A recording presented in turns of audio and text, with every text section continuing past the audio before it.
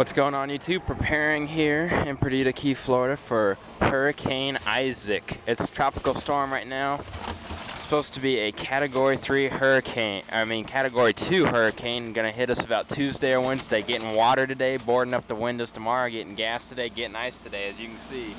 I'll be sure to keep you guys updated if anything happens. Peace. See ya.